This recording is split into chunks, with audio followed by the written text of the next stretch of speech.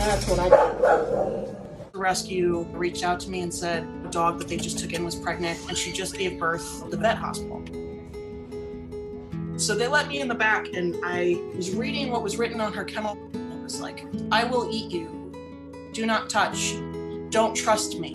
When we saw that, I just knew that if we didn't take her, she wasn't going to get the help that she needed.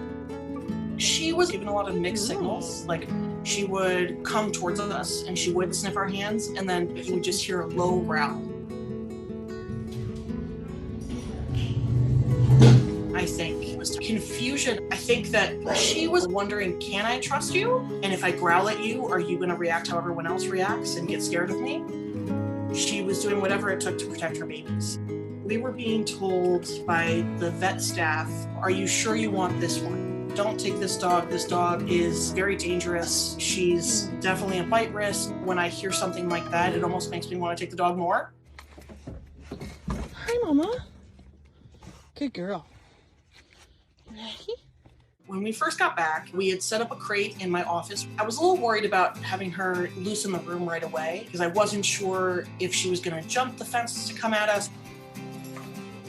Just here with Miss Marla, sitting right next to her cage, letting her know that she'll eat, take care of the babies. Just trying to get her to trust me a little bit. Touch. Touch. I started out very easy. I would put my hand in front of her nose and through the crate, she would move it. Touch. Good girl. Sometimes she just gets a little overwhelmed.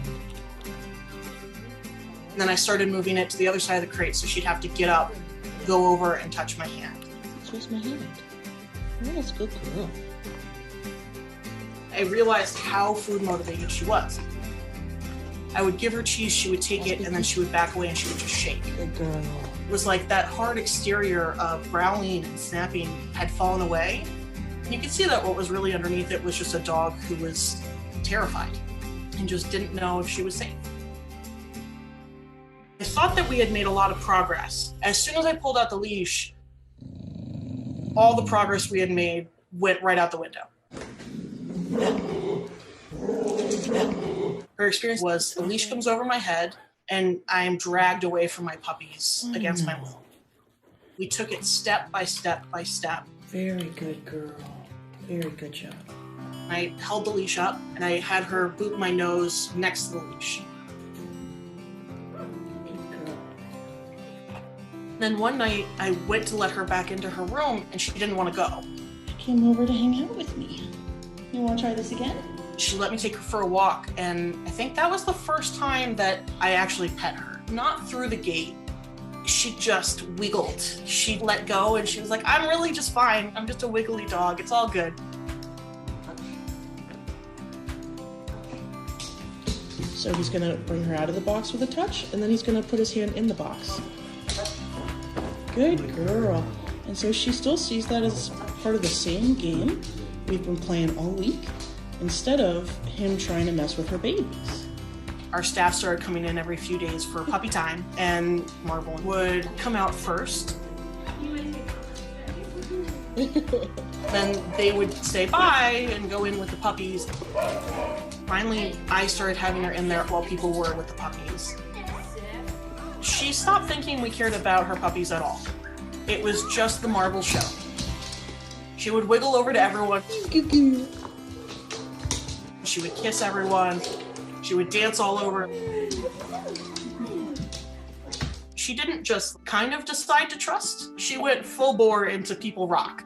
My dream for her would be that as these applications are flooding in for her puppies, we'd get one.